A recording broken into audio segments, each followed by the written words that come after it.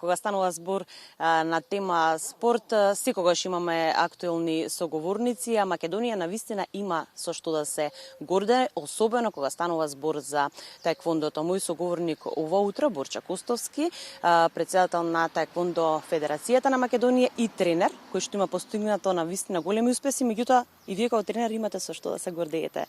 Со нашата земја, меѓутоа и со оние кои што се дел од овој спорт. Добро утро што еднаш. Добро утро до вас, добро утро до македонска телевизија, цела македонска јавност, спортската јавност специјално и така. Да, тројца таеквондисти ќе бидат дел од овој Европски олимписки фестивал кој што ќе се случува во Скопје. Дали сте подготвена? Па се надевам, од прилика пола година ние се припремаме за ова случување, со тоа што последниве 6 месеци баш интензивно и изострено се насочуваме баш за овој момент што следи пред нас. И се надам дека нашите представници, ќе ги спомнам во овој момент, Кико минус 63 олимписка категорија јуниорска, Андреј минус 55 олимписка категорија јуниорска и Душица минус 55 олимписка категорија јуниорска се подготвени и тоа ќе го прикажат соодветно на татамите на 24. Дали тоа е најдоброто во моментов од нашата држава?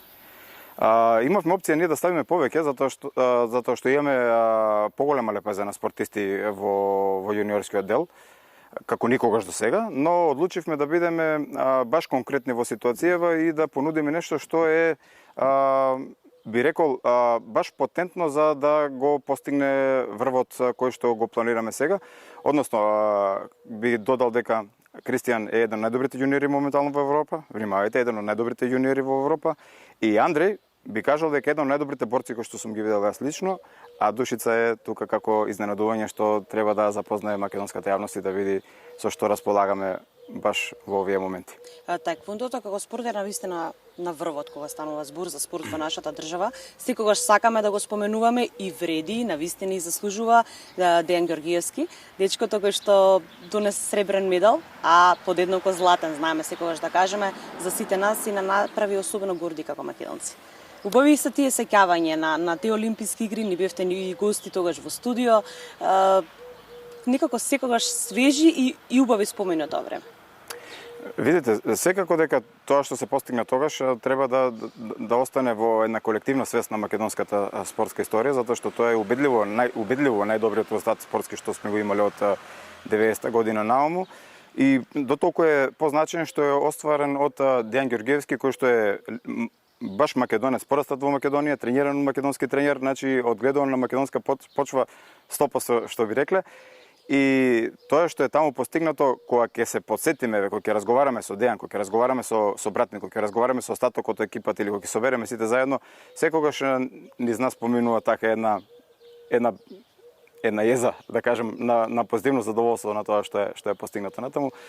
И секако се надам дека тоа е само увертира во тоа што може да го очекуваме од таеквондо. Да, навистина гордост на целата наша држава, меѓутоа и овие нови надежи кои што секако очекуваме и тие некогаш да бидат дел од олимписките игри. Ќе ги споменам летните подготовки. Се вративте од Охрид, недомна бевте и во Крушево. Така е, да. Како помина тој дел? Да.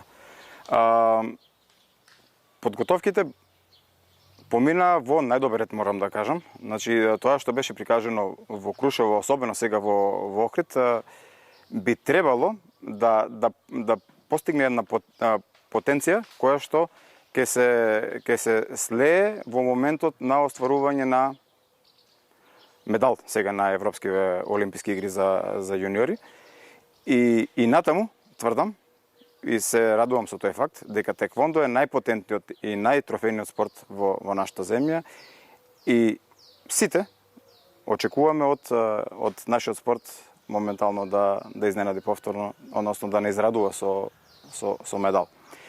Но во оваа прилика би сакал да го поздравам и медалот на Рустемовски, на боксерот од Битола, боксерчот од Битола, да честитам на градот Битола, на неговиот тренер, на лично на Рустемовски, на цела македонска јавност и би сакал да доловам дека тоа е еден од најдобрите резултати во последниве можда 2 години кои што ги има нашата држава и веќе е редно време да искочиме од тој меур на чувство, на лагодност, би рекол, во спорт, каде што идеме само да учествуваме некаде туку да ги вреднуваме вистинските успеси, а ова е еден од тие. Така да уште еднаш му честитам на Ростеновски за успехот. Да. А интересно е тоа што секогаш кога зборуваме со вас, а и ние како новинари велиме дека ние очекуваме навистина дека сега ќе постигнете успеси, вие верувате па ги остварувате сите тие работи.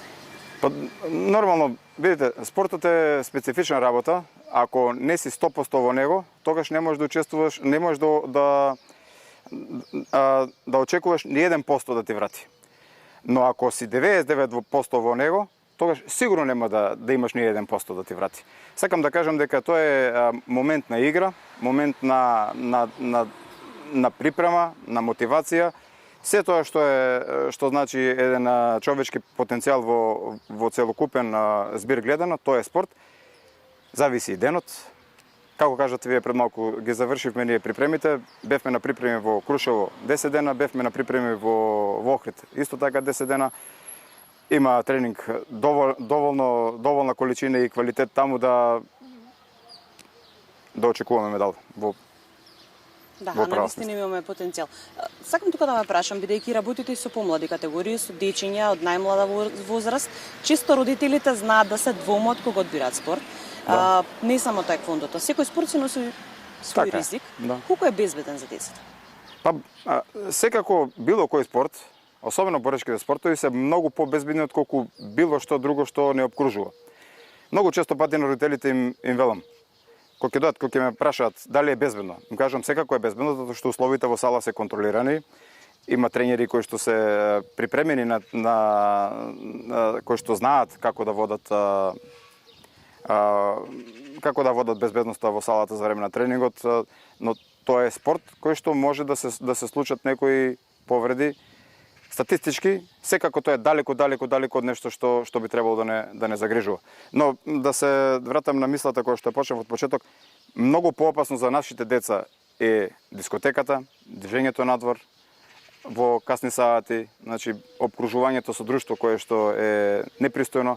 Тука би требало родителите да бидат позагрижени отколку децата да ги донесат на спорт. И секако да одбера спорт. И секако да одбера спорт, така. Останува уште половина година до крајот на годината. Има ли нешто што би можеле да најавиме? Секогаш ве прашуваме за Олимписките игри, иако има исто така долг период до тогаш, меѓутоа очекуваме ли наши представници? На Олимписките игри? Секако. Значи, ако некој може да каже до моментов дека има спортисти, сениори, кои што може да обезбедат олимписка норма, тоа е таеквондото во Македонија. Тоа е Дејан, значи како најдобар спортист во историја на Македонија, и тоа е Мила, како актуелна најдобар спортистка во историја на Македонија. Значи таеквондо може да се пофали со двајца сениори моментално кои што се најдобри спортисти во Македонија во сениорска класа. Така да од нив двајца очекуваме да изборат норма и секако би додал тука дека имаме неколку имења нови кои што ќе бидат вистинско изненадување за спортската јавност во свое време. Да, благодарам многу на одвоеното време. Секогаш е задоволство кога зборуваме со вас и се надеваме дека наскоро ќе го добиете оној убав спортски центар кој што се најуваше тука во општина Бутел. Пете заедно сите да се радуваме на спортските успеси. Благодарам и до вас. Благодарам што го промовирате секогаш таеквондо спортот и општо спортот. Се надевам дека за скоро време ќе викнеме и да разговараме и на таа тема. Благодарам што еднаш. Благодарам.